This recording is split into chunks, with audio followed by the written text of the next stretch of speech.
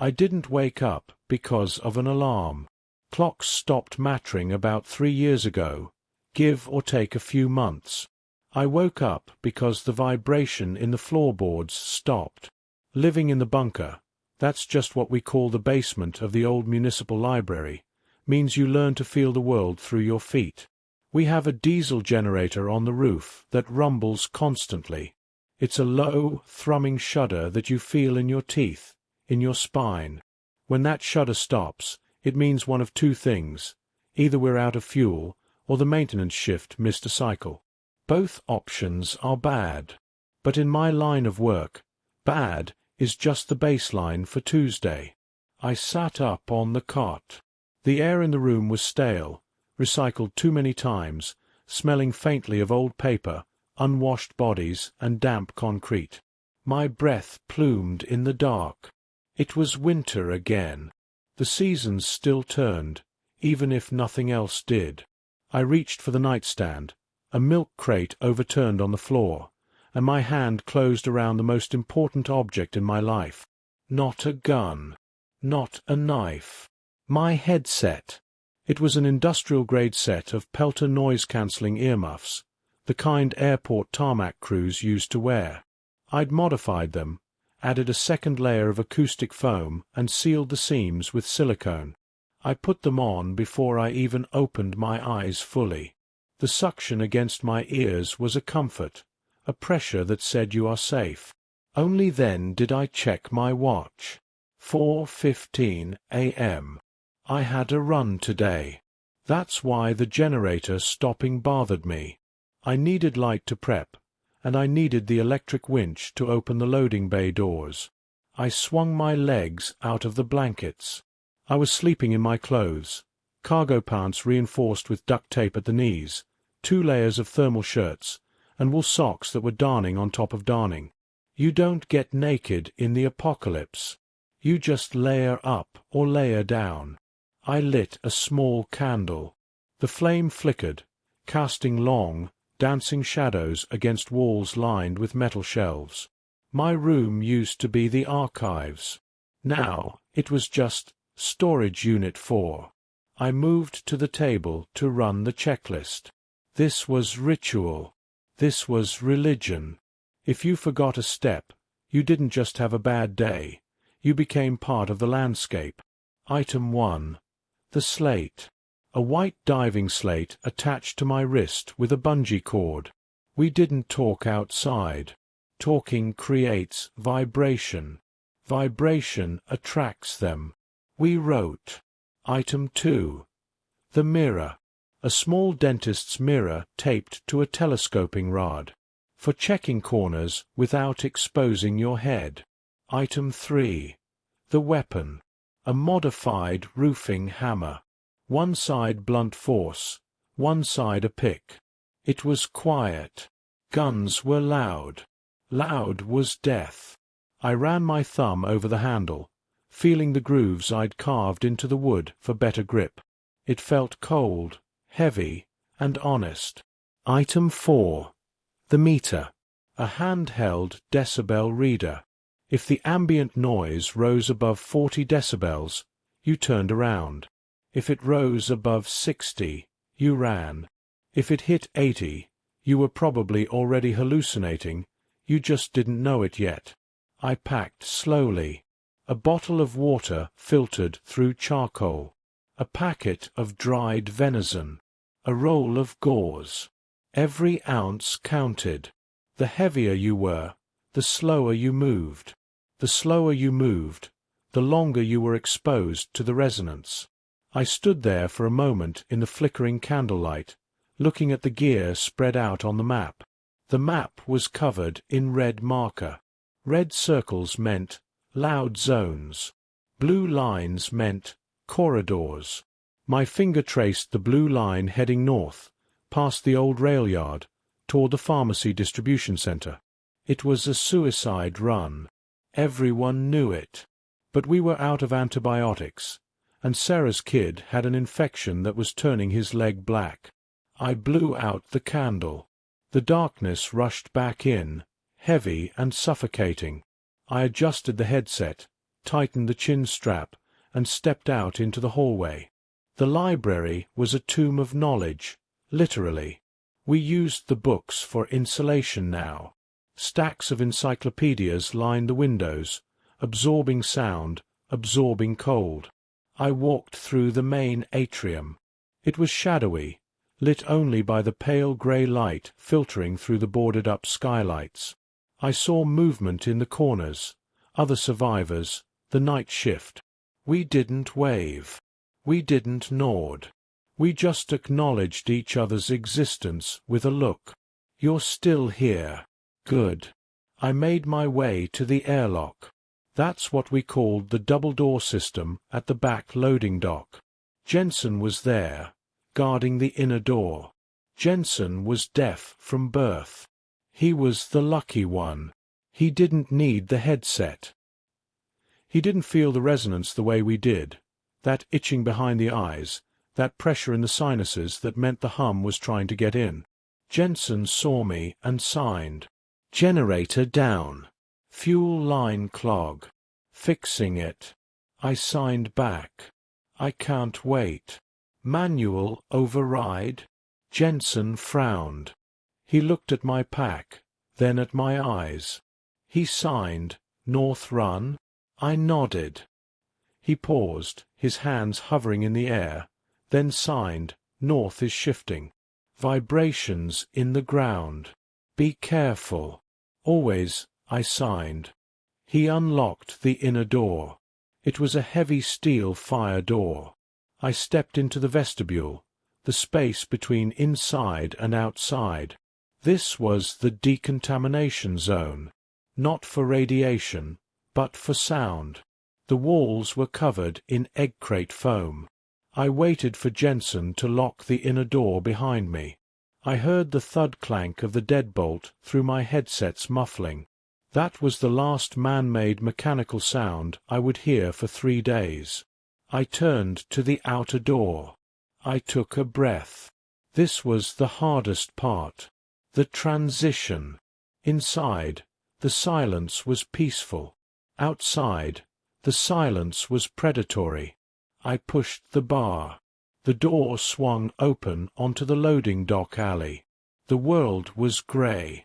That's the first thing you notice about the end of the world. The color gets desaturated. Without industrial pollution, the sky is clearer, yes, but down here, in the city, everything is covered in a fine layer of dust and moss. I stepped out. The air was biting cold, damp. It smelled of wet rot, wet concrete, and pine needles. Nature was reclaiming the asphalt fast. Weeds shot up through cracks in the pavement, waist-high and brown with winter. I checked my meter immediately. The needle hovered at 12 decibels. Ambient wind. Safe.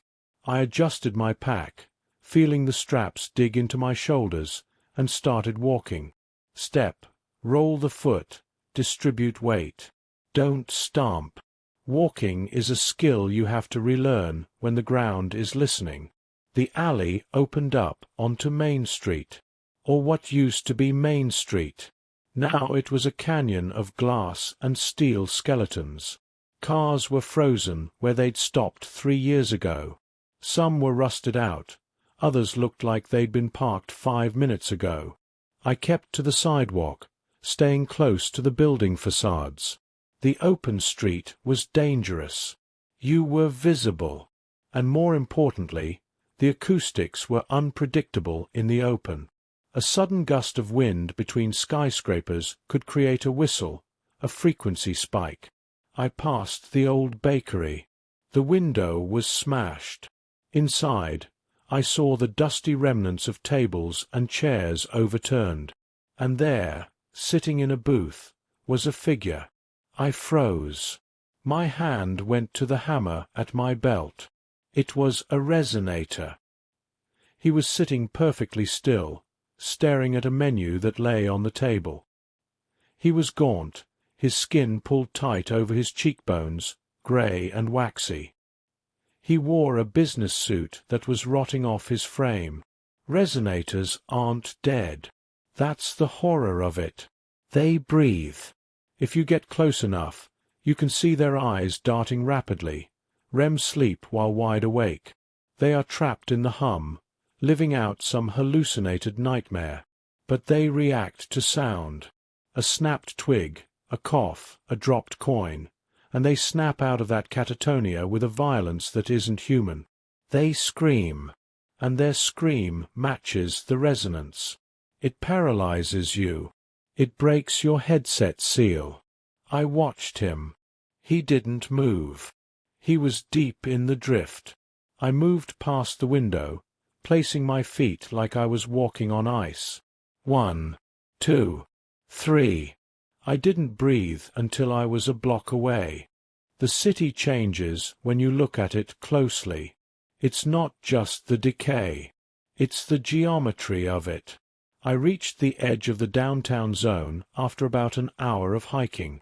The sun was fully up now, a pale white disk behind a veil of high, thin clouds. The light was flat, casting almost no shadows. It made depth perception tricky. I stopped at my first checkpoint, a rusted mail collection box on the corner of 5th and Elm. I crouched behind it, pulling out my water bottle. I took a sip, swishing it around my mouth to clear the morning taste, then swallowed slowly to avoid the gulping sound. I checked the map. The rail yard was the next sector. The rail yard was tricky. Large open spaces, metal on metal potential, loose gravel. It was a noise trap. But it was the only way to cross the river without using the bridges, and the bridges were choked with cars and bodies. We didn't go to the bridges. I scanned the street ahead using the telescoping mirror.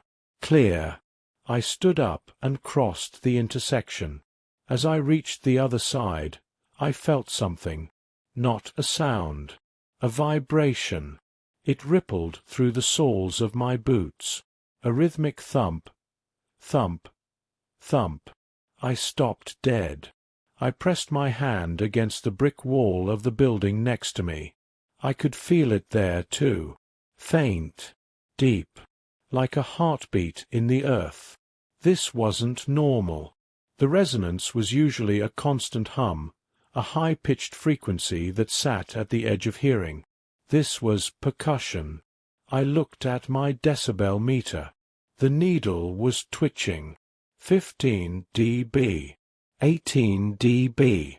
15 dB. It was coming from the east, toward the stadium. I shouldn't investigate. My orders were clear.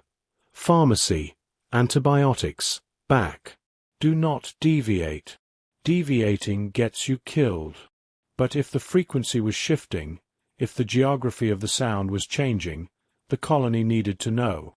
Information was just as valuable as medicine. I took a piece of chalk from my pocket and marked a small symbol on the brick wall, a circle with a line through it. Danger. Then I drew an arrow pointing east. I adjusted my route. I wouldn't go to the stadium, but I would skirt the edge of the rail yard to get a visual. Moving toward the rail yard, the environment started to look wrong. Usually, the weeds and overgrowth were chaotic. Nature is messy. But here, near the entrance to the train depot, the grass was flattened.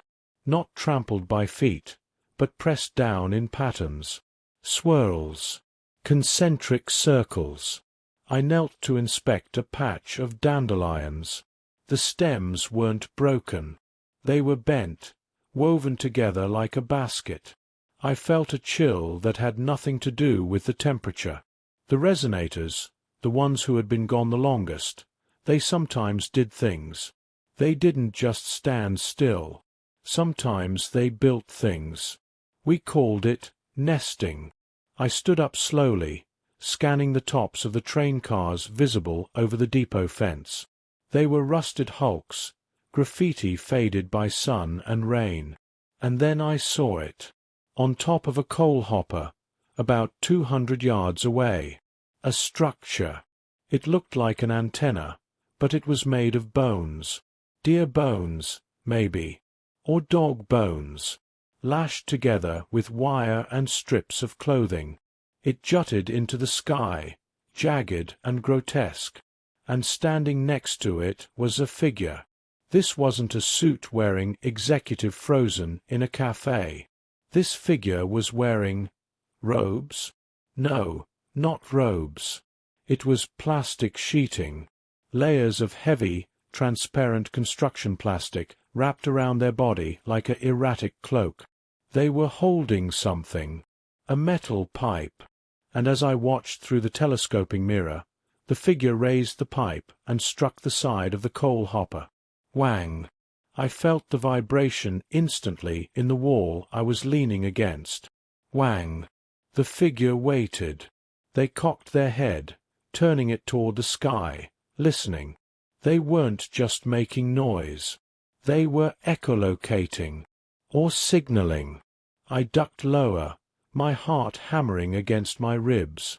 My headset felt suddenly thin. If that figure hit the metal hard enough, the decibel spike could attract every resonator in a 3-mile radius. I needed to get away from the rail yard. Fast. I backtracked. My movements were less fluid now, more urgent. I abandoned the rail yard route. It was compromised. That meant I had to take the underpass. I hated the underpass. It was dark, it was tight, and it smelled of stagnant water. But it was concrete, thick reinforced concrete. It shielded the resonance well. I reached the slope leading down to the tunnel entrance. It was clogged with debris, shopping carts, trash bags, a tipped-over ambulance. I picked my way through the maze.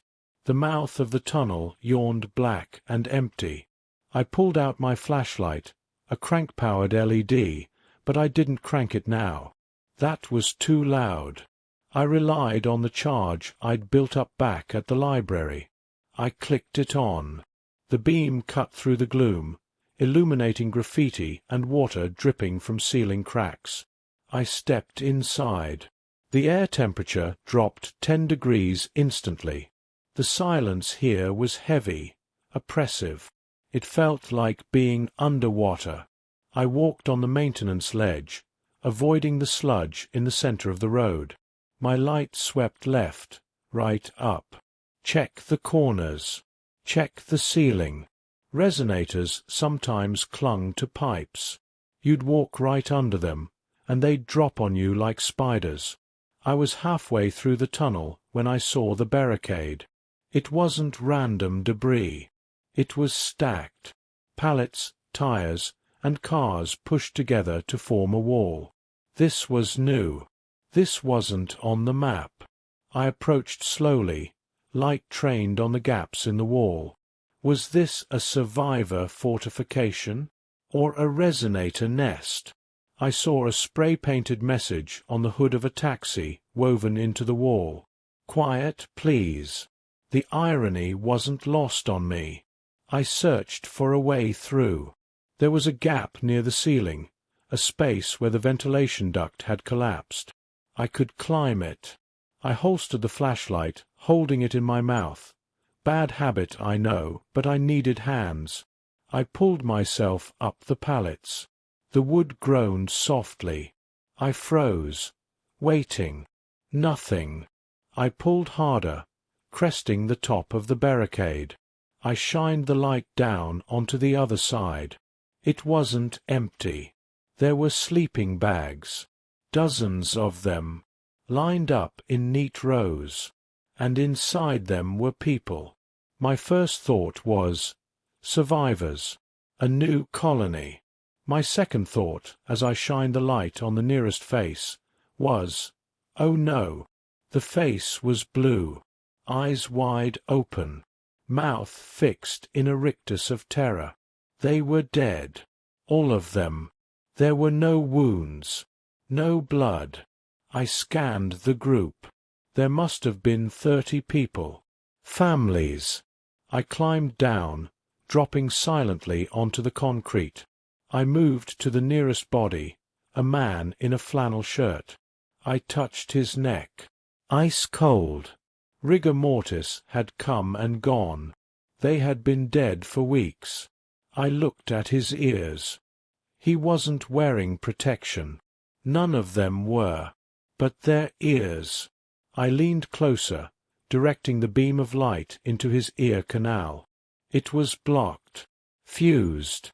Something black, like a fungal growth or a hardened resin, had filled the ear and spilled out onto the lobe. It looked like obsidian. I backed away, sweeping the light over the others. They all had it. The black blockage. This wasn't the resonance. This was something else. Or maybe this is what happens when you listen to it for too long. Maybe you don't just starve. Maybe you change. I needed to leave. Now.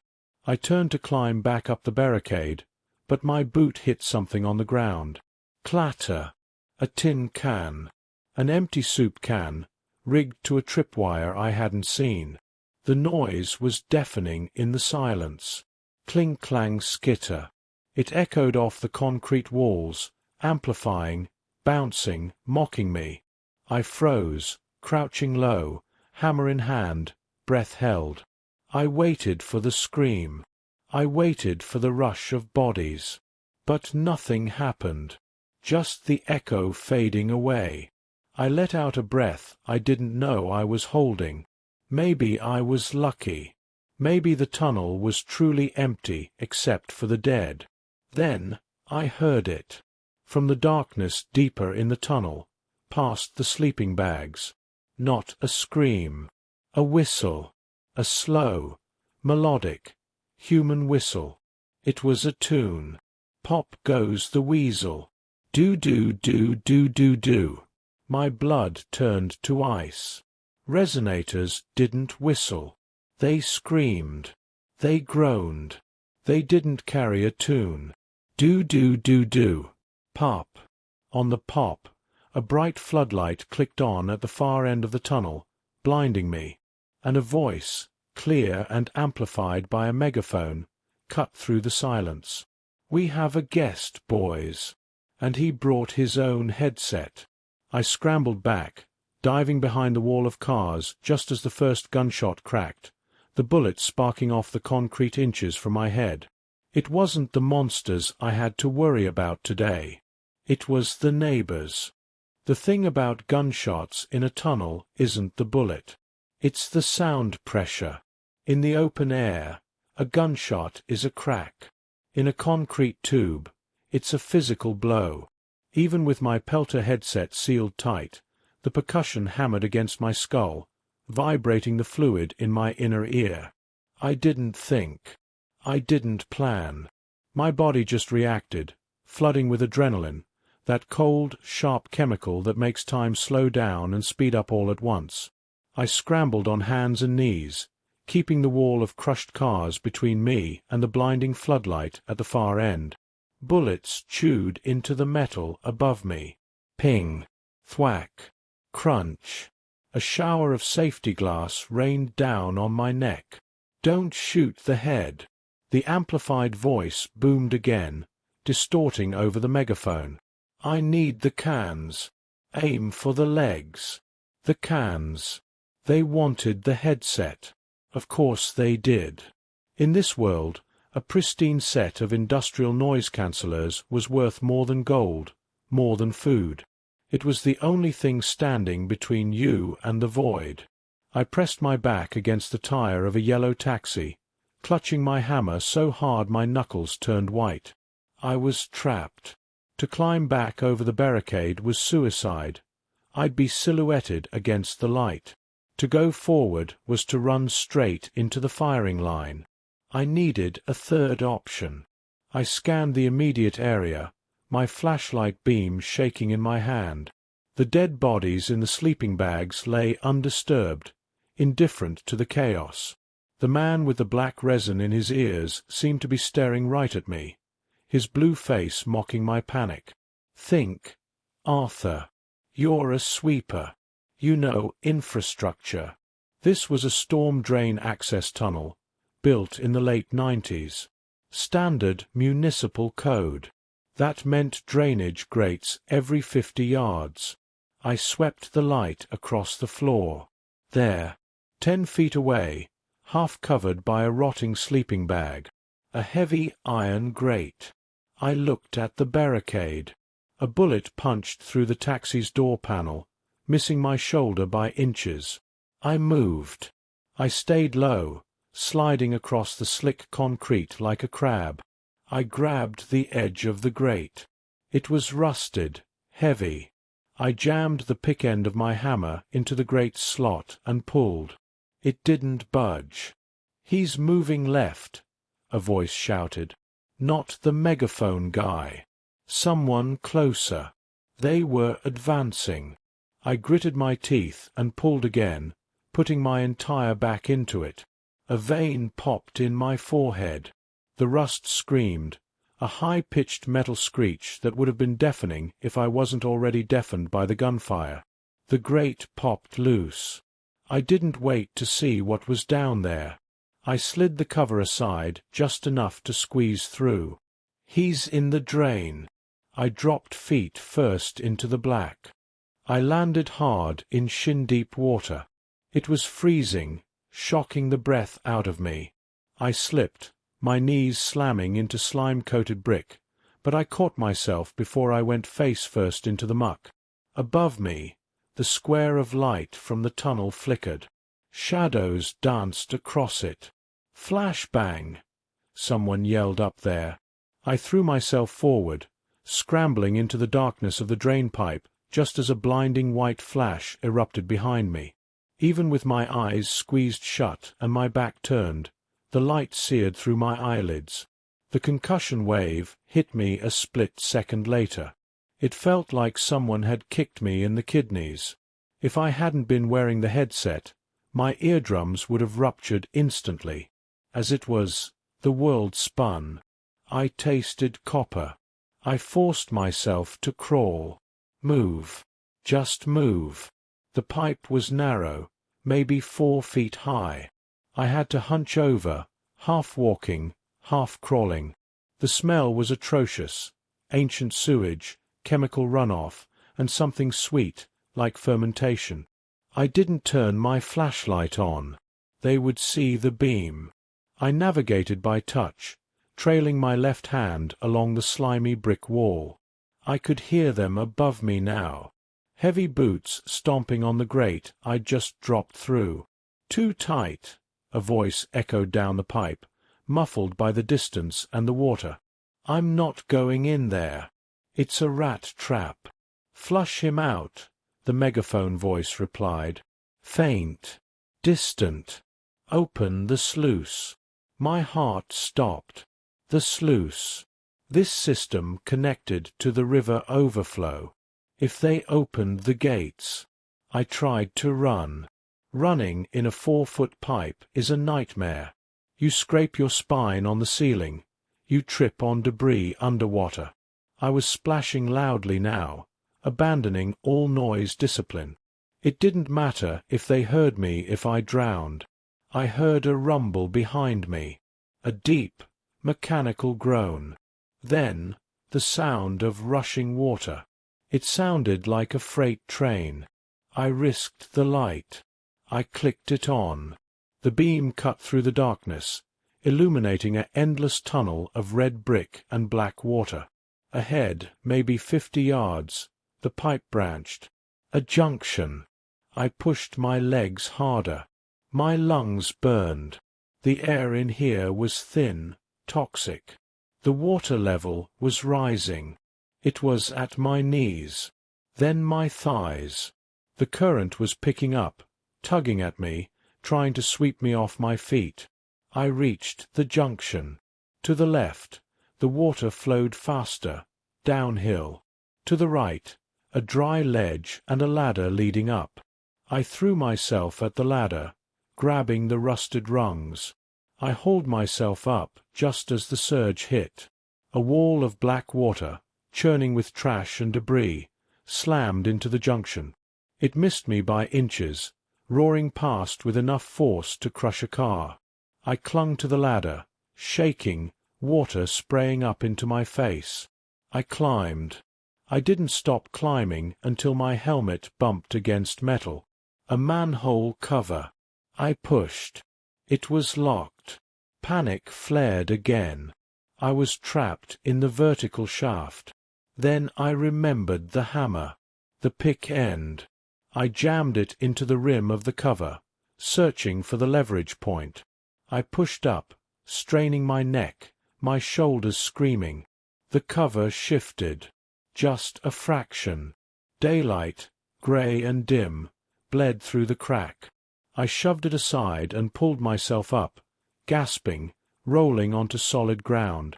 I lay there for a moment, face pressed against cold gravel, just breathing. In, out, in, out. I checked the headset. The seal was still good. The plastic casing was scratched, but intact. I checked the meter on my belt. 18 decibels. I was alive. I sat up slowly, wiping slime from my goggles. I wasn't where I wanted to be. I was deep inside the rail yard now. The overflow had pushed me south, past the perimeter fence. I was in the middle of a graveyard of trains. To my left, a line of tanker cars, rusted orange. To my right, the skeleton of a dispatch tower. And everywhere, the silence. But it was a different kind of silence here. It felt watched. I crawled between the wheels of a flatbed car to hide and assess. I took a sip of water. My hands were shaking so bad I spilled half of it down my chin. Who were they? The people in the tunnel. We called them neighbors, a generic term for anyone who wasn't us. But these guys were organized. They had power. They had megaphones. And they didn't have headsets. I replayed the memory of the ambush. I saw the man closest to the grate. He had earplugs, yellow foam ones, the cheap kind you buy at a pharmacy for $5. That's it. You can't survive the resonance with just foam plugs. Not for long. The vibration gets through the bone. It drives you mad. Unless they wanted to hear it. Just a little bit. Microdosing the madness. We had theories in the library. Jensen thought some people could adapt. That if you let the sound in slowly, over years, your brain rewired itself. You lost your humanity, your empathy, but you gained function. You became a high-functioning sociopath who could walk through the noise without freezing up. The echoes. That's what Sarah called them. People who became hollow, letting the sound echo around inside them. I checked my map. The pharmacy distribution center was still north, but now I had a massive obstacle in my way, the central switching yard. I peeked out from under the train car. The bone antenna I had seen earlier, the one on the coal hopper, was about 300 yards away. I froze. The figure in the plastic sheeting was still there. But they weren't alone anymore. 3 others had joined them. They were standing in a circle around the antenna. They weren't moving. They were just standing, heads tilted back, mouths open toward the sky. And then I saw it. The air above the antenna. It was shimmering, like heat haze on a highway, but it was cold out. The resonance was strong there, so strong it was distorting the light. It was a hot zone. My meter on my belt started to vibrate. I looked down. 35 dB. 38 dB. It was rising. And there was no sound. That's the most dangerous part of the resonance. Sometimes the frequency goes ultra-low. Infrasound. You can't hear it, even without the headset. But your body feels it. My vision blurred at the edges. A wave of nausea rolled over me. I felt a pressure behind my eyes, like someone was inflating a balloon inside my skull. They are amplifying it. I realized with horror. The bone tower. It's an amplifier. I had to move. If I stayed this close, I'd pass out. If I passed out, they would find me. Or worse, I'd wake up standing in that circle with them. I crawled backward, keeping the bulk of the train cars between me and the tower. I needed to flank wide, go through the loading warehouses. I reached the first warehouse, a massive corrugated metal structure with "Logistics" painted on the side in faded blue letters. The loading bay door was stuck halfway open. I slipped inside. The shadow was a relief. The nausea subsided slightly as the metal walls blocked some of the signal from the tower. Inside, the warehouse was a labyrinth of wooden pallets stacked 20 feet high. Most were empty, looted years ago. But the darkness was thick here. I switched my flashlight to the red lens filter. Red light doesn't travel as far. It preserves night vision. I moved through the aisles, my boots silent on the dusty concrete. Item check. Water. Half bottle. Hammer. Still in hand. Sanity. Questionable. I paused at an intersection of aisles. Something smelled sweet, sickly sweet, like honey and bleach. I followed the smell. It led me to the foreman's office, a glass-walled box in the center of the floor. The glass was intact. I shined my red light inside. There was a man inside. He was sitting in the office chair, swiveled to face the door. He was a resonator. But he was different. Most resonators starve. They stop eating. They wither away.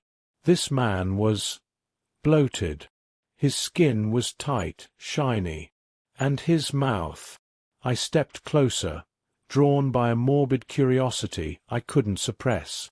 His mouth was fused shut. The black resin, the same stuff I saw in the tunnel, had sealed his lips. But it hadn't stopped there. It had grown out of his nose, his ears, his tear ducts. He looked like a statue made of flesh and black glass, and on the desk in front of him, written in dust with a finger, was one word: loud. I stepped back, my heart hammering. Suddenly, the man's eyes snapped open. They weren't human eyes anymore. The whites were gone. They were solid black pools. He didn't scream. He couldn't. His mouth was sealed. But he vibrated. I saw his chest heave. I saw the chords in his neck strain. He was screaming internally, screaming with every ounce of his being. And I felt it. It wasn't a sound. It was a psychic spike. A jagged needle shoved into my frontal lobe. My headset did nothing. This wasn't acoustic. This was broadcast. I dropped to my knees, clutching my helmet. The pain was blinding. It felt like my teeth were vibrating loose. He's a beacon, I thought, panic scrambling my brain. He's a living repeater. I had to kill him. It was a mercy. It was survival. I forced myself to stand. The room was spinning. The red light of my flashlight streaked like tracers. I raised the hammer. The man in the chair watched me. He didn't flinch. There was no fear in those black eyes. Only a terrible, infinite awareness. I swung. The hammer connected with his temple. There was no crunch of bone. There was a sound like shattering glass. The black resin cracked. The man slumped forward. The pressure in my head vanished instantly. I collapsed against the doorframe, gasping for air. Silence rushed back in, heavy and comforting. I looked at the body. The black resin was oozing from the crack in his skull, thick and viscous. It moved sluggishly, like it was alive. I backed away.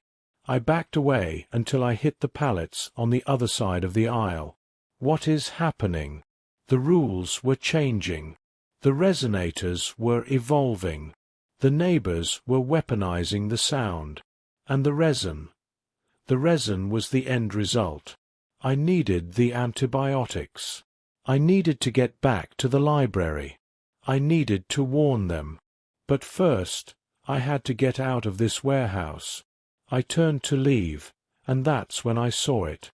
Through the gap in the loading bay door, across the yard, past the bone tower. The pharmacy distribution center. It was glowing. Not with electric light. It was glowing with a faint, pulsing violet luminescence. And surrounding it, standing shoulder to shoulder, a wall of bodies. Hundreds of them. Resonators. They weren't attacking it. They were guarding it. I checked my watch. 11 a.m. I had 6 hours of daylight left, and I had to walk through an army of the sleeping dead to get a bottle of pills. I gripped my hammer. I adjusted my headset. "Okay," I whispered to no one.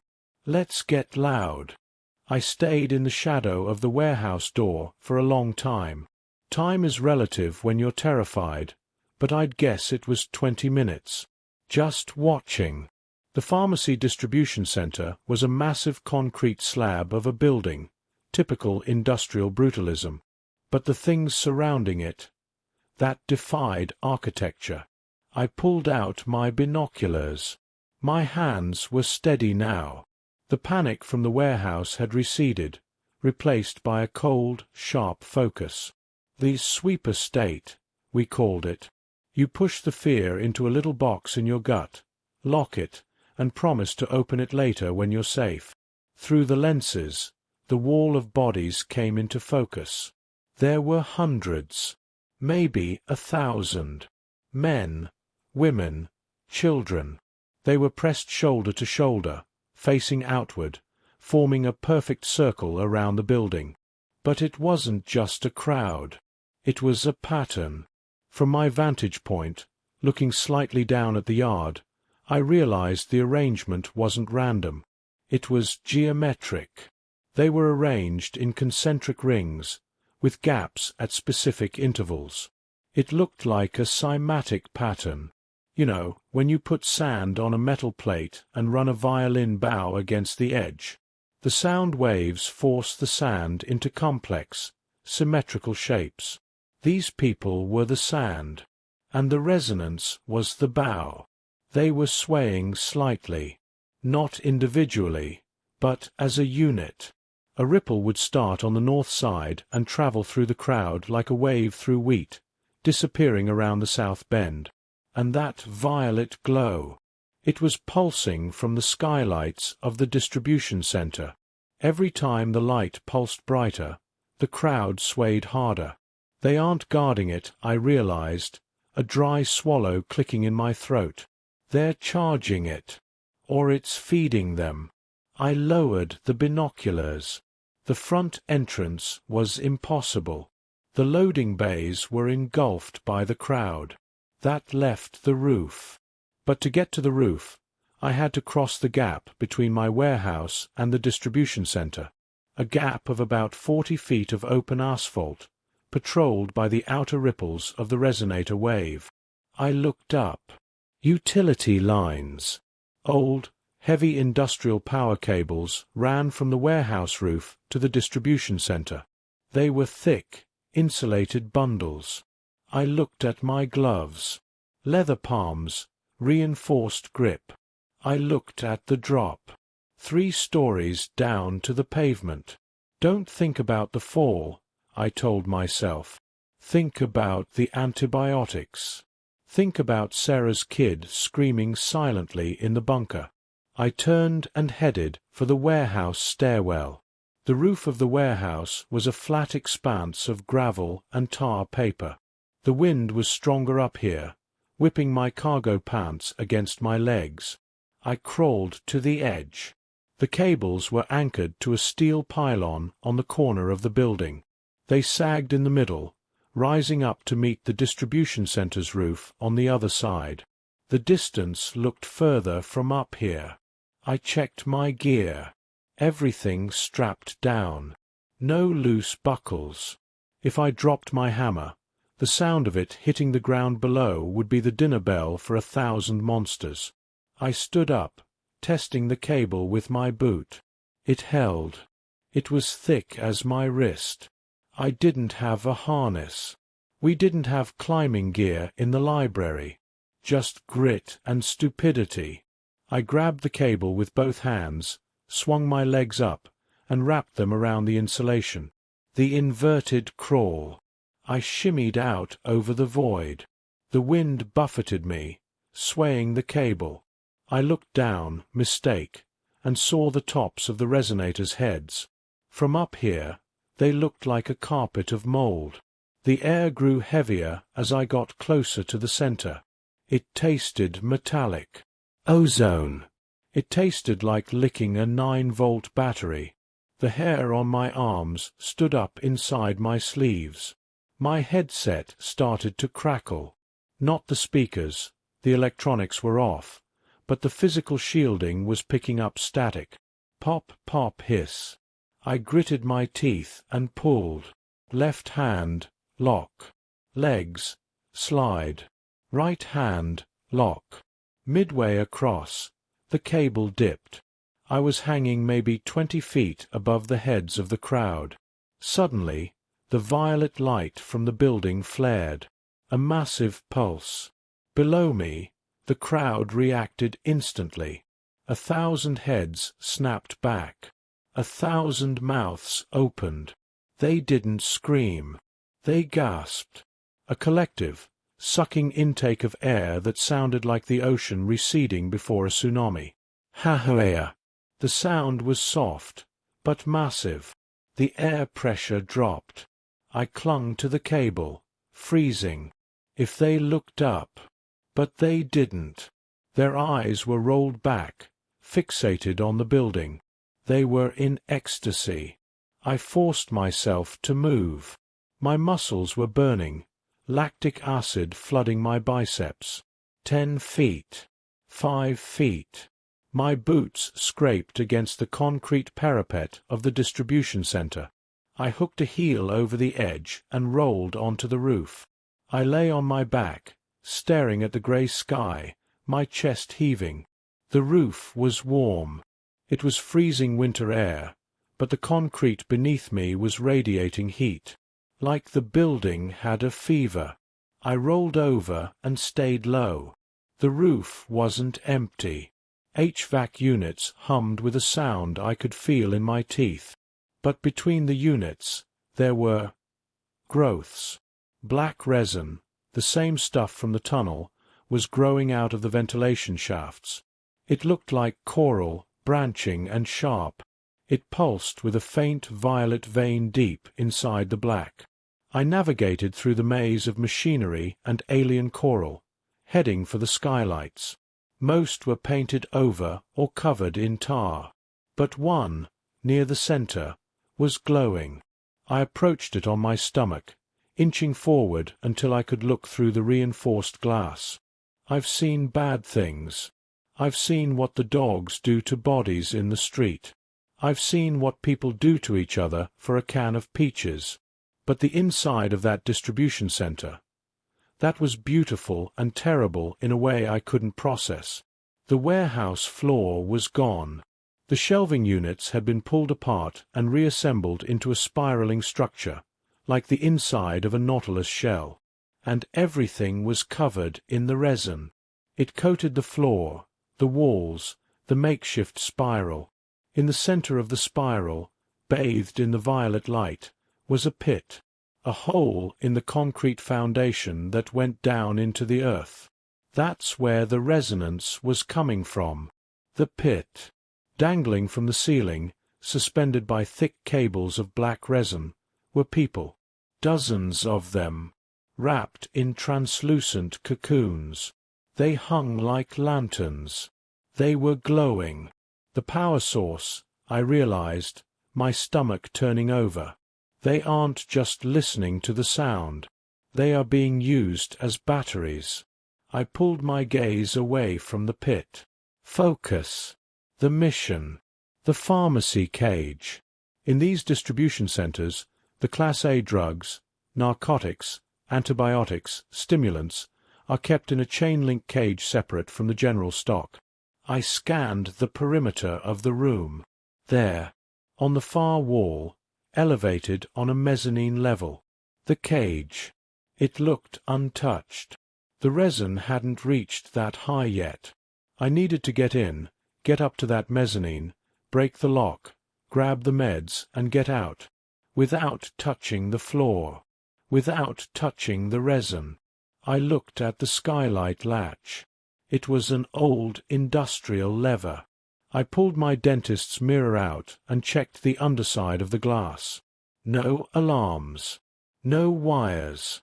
I gripped the latch. It was stiff. I applied pressure slowly. Creak. The sound was tiny, but inside the acoustic chamber of the warehouse, it echoed.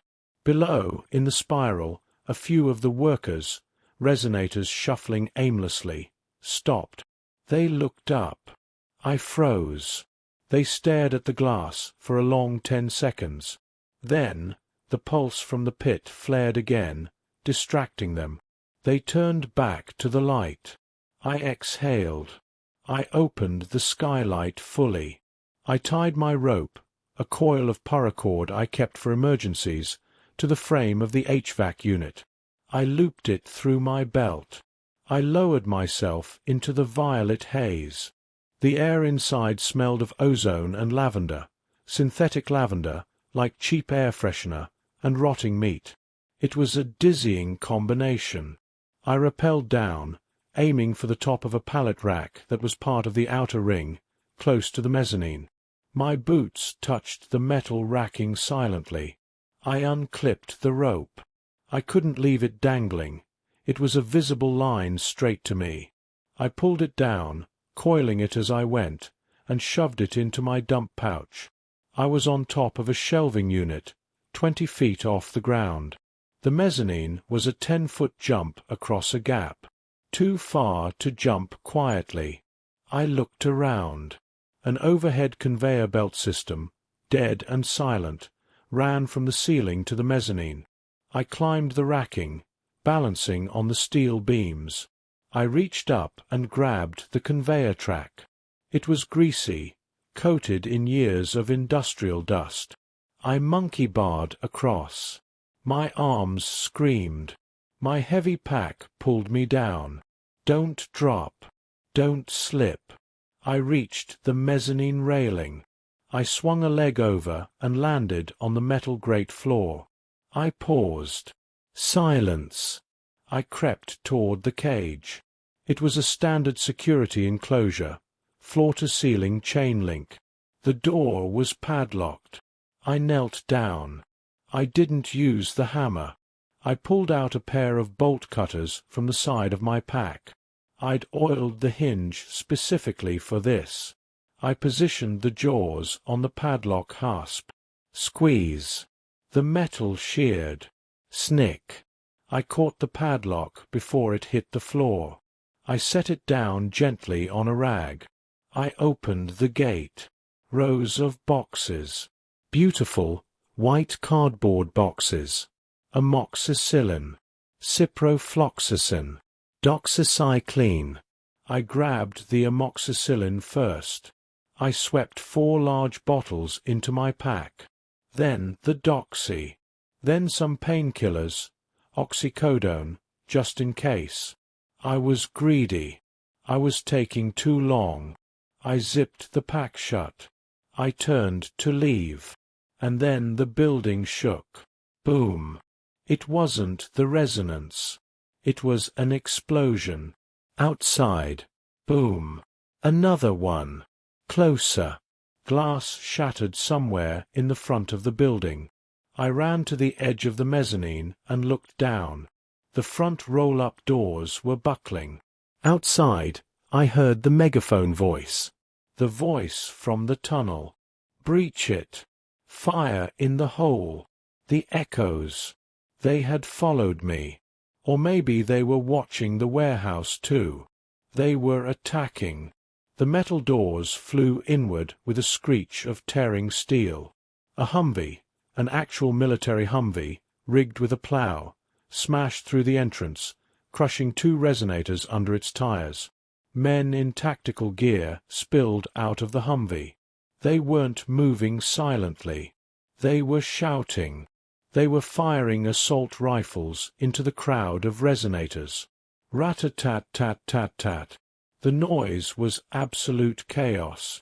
But it wasn't the gunfire that scared me. It was the reaction. The resonance pit in the center of the room went black. The violet light vanished instantly. Then it turned red. Deep, angry, blood red. And the Resonators, the thousands of them outside and the dozens inside, they all screamed at once. It wasn't a vocal scream. It was a broadcast. My headset whined. My vision went white. The men in the Humvee grabbed their heads. One of them fell to his knees, vomiting blood. I dropped to the floor of the mezzanine, covering my ears over the headset, curling into a ball. The hive was awake, and we were all trapped inside with it. I didn't move. I couldn't. The red light wasn't just illumination. It was pressure. It felt like being at the bottom of the ocean. My sinuses ached, and my vision swam with black spots.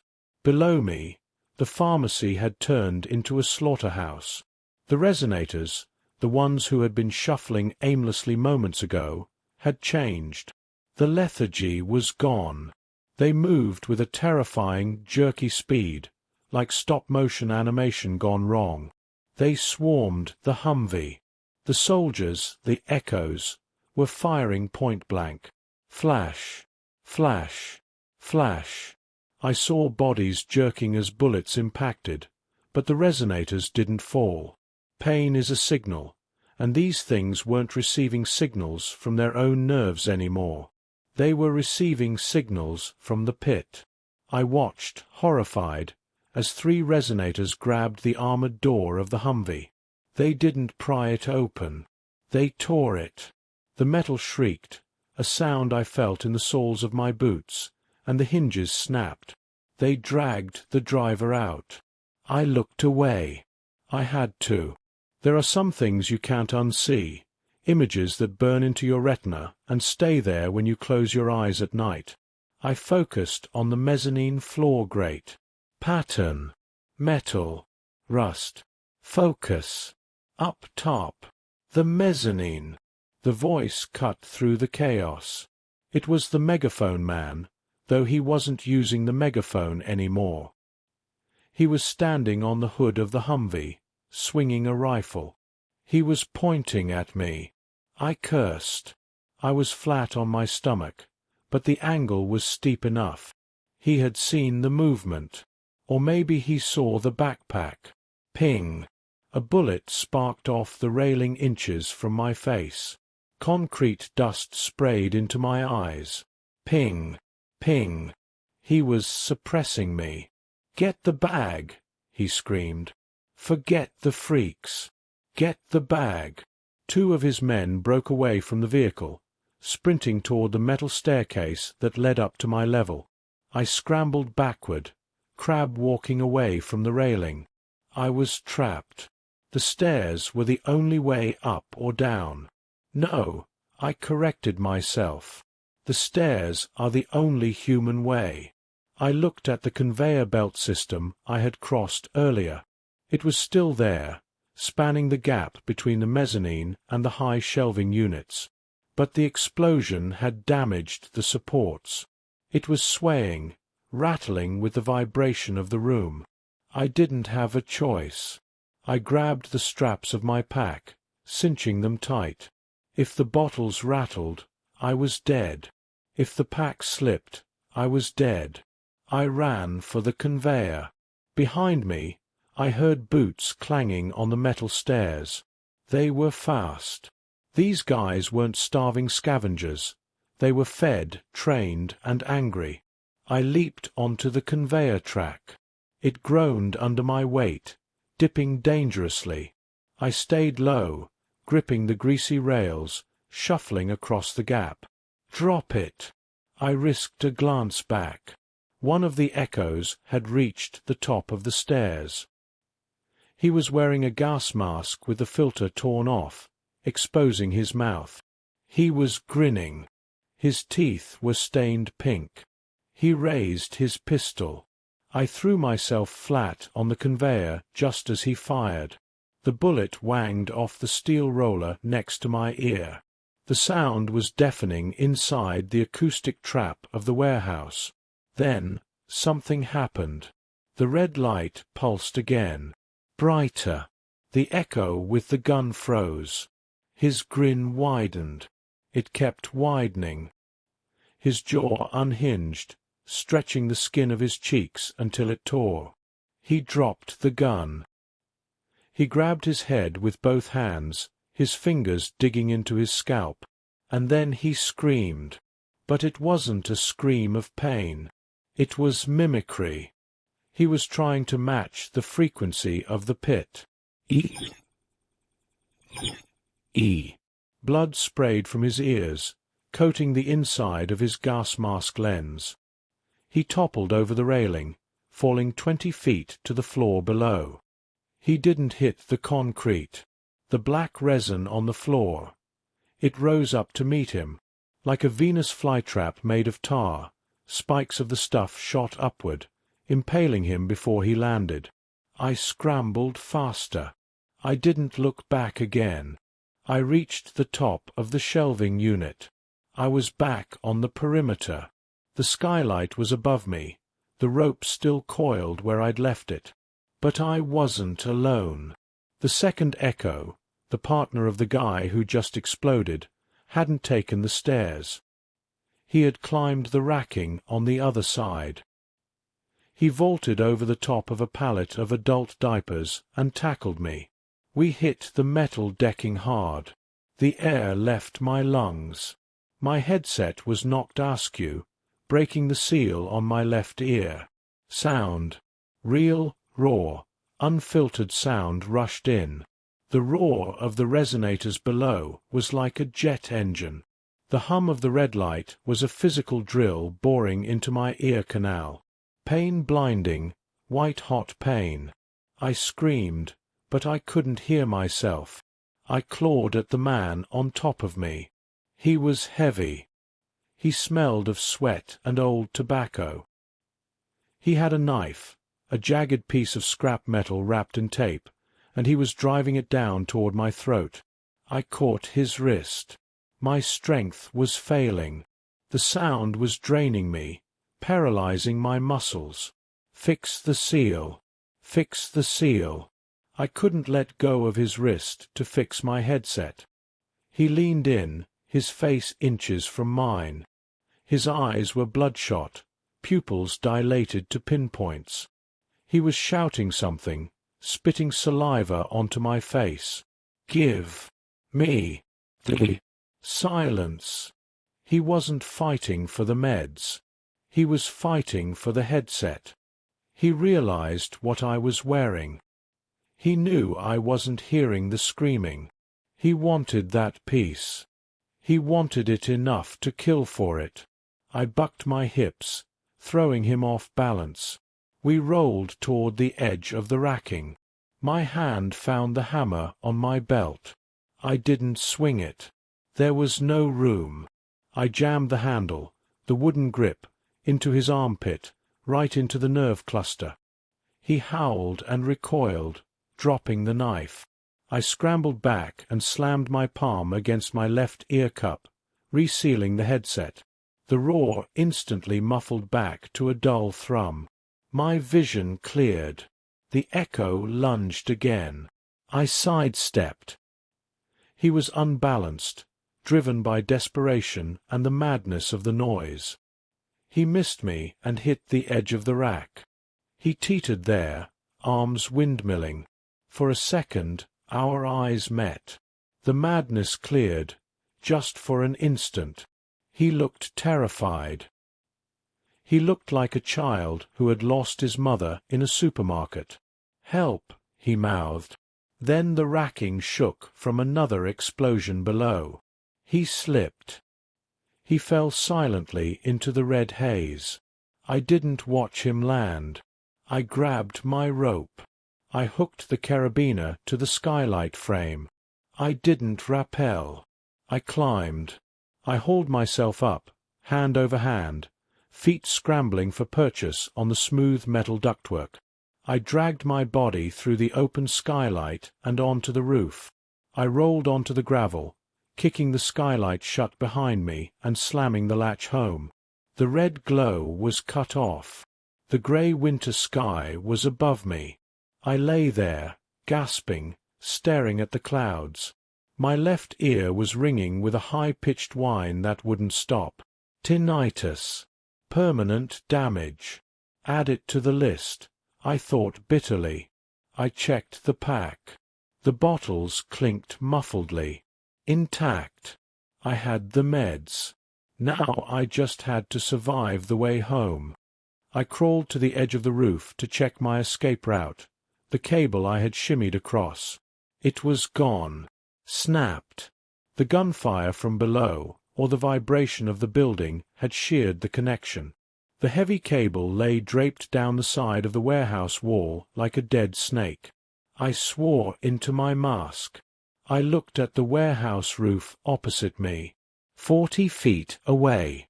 No bridge. I looked down at the street. The battle was spilling out. The Humvee was a smoking wreck, crushed against the loading dock. The remaining echoes were retreating on foot, firing wildly behind them. But the Resonators weren't stopping. They were pouring out of the distribution center like floodwater. And they were changing.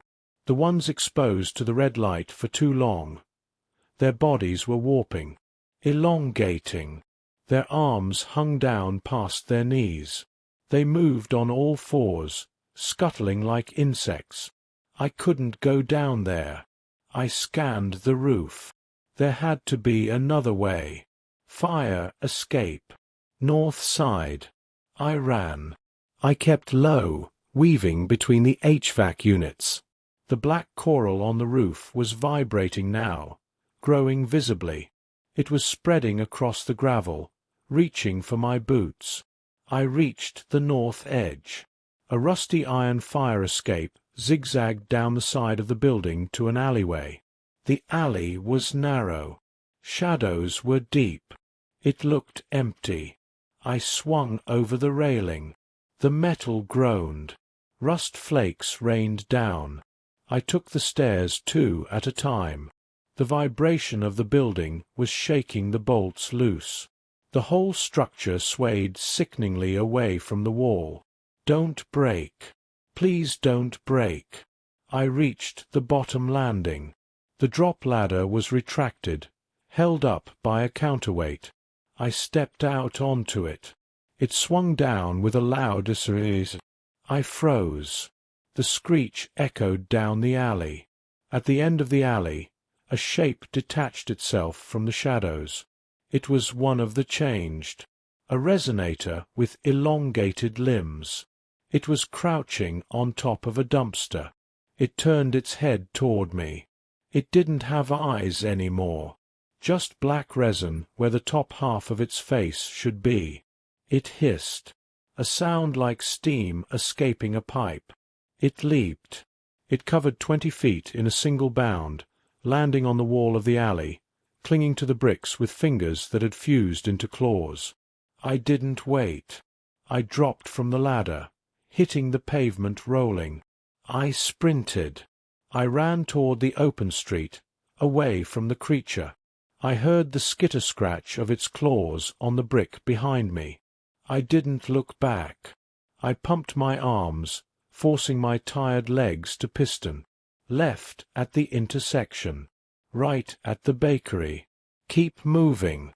I rounded the corner onto the main avenue and almost ran straight into a wall of fog. Not weather fog. Dust. A building down the block had collapsed. The vibration from the fight had brought down an old tenement. The dust cloud was thick, choking. I ran into it. It was the best cover I could ask for. I slowed to a jog, then a walk, trying to control my breathing. The dust muffled sound. It dampened the resonance. I listened. The skitter-scratch was gone. The creature had lost me in the grey. The return trip was a blur. I didn't take the tunnel. I didn't take the rail yard. I took the long way, skirting the edge of the residential district. The sun was setting by the time the library came into view. The sky was a bruised purple, fading to black. I was exhausted. My body felt like it was made of lead. My left ear was deaf, nothing but a screaming tone. My right ear was aching from the pressure of the headset. I reached the alley behind the loading dock. I stopped at the designated safe spot, a painted yellow square on the asphalt. I pulled out my slate. I wrote, Arthur. Meds secured. Injured.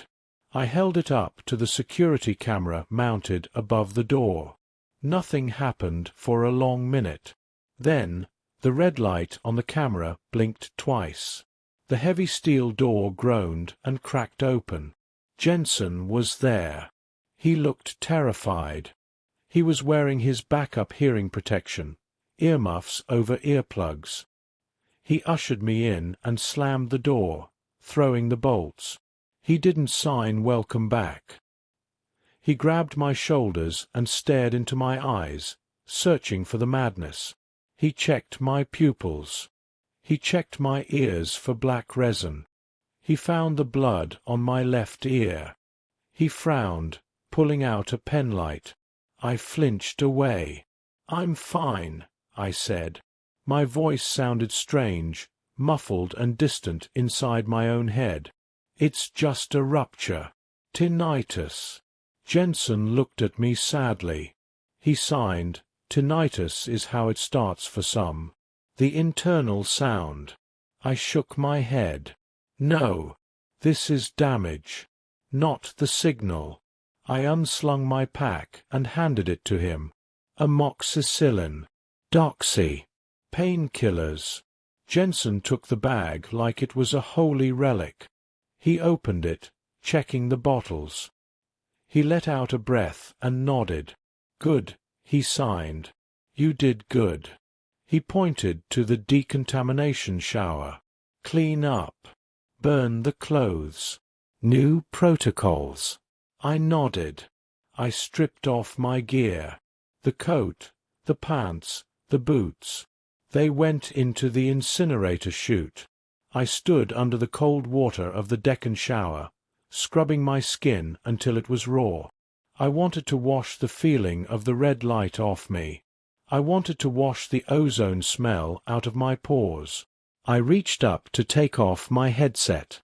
I hesitated. My hands trembled near my ears. If I took them off, I would hear the library, the generator, the footsteps, the breathing. But what if I heard something else? What if the ringing in my left ear wasn't just damage? What if it was him? The man in the chair. The hive. Don't be paranoid, Arthur. That's how they get you. I pulled the headset off. The world rushed in. The sound of water hitting the tiles. The hum of the ventilation. And underneath it all, faint, barely there, a melody. Do-do-do-do-do-do. I froze. I turned off the water. Silence. Just the drip of the faucet. Drip, drip, drip. No melody. Just my brain playing tricks. Just trauma. I dried off and dressed in clean sweats. I walked to the infirmary. Sarah was there, sitting by her son's cot. The boy was asleep, his leg bandaged. Jensen had already delivered the meds. Sarah looked up at me. Her eyes were red, but she smiled. A real smile. "Thank you," she whispered. I nodded. I sat down on a stool in the corner, leaning my head back against the wall. I closed my eyes. I was safe. The mission was done. The boy would live. But as I drifted toward sleep, I felt it. A vibration in the floor. Not the generator. Not the rhythm of a machine. It was a tapping. From deep below the basement. Below the foundation. Tap, tap, tap. I opened my eyes and looked at the floor. The library wasn't a fortress. It was just another box. And the things outside. They were learning how to open boxes. I reached into my pocket and pulled out my earplugs. I jammed them in. Then I put my headset back on. I tightened the strap until it hurt. "Good night," I whispered into the darkness. But I knew, for the first time in 3 years, that I wasn't going to sleep well, because now I knew what was making the noise, and I knew it knew my name.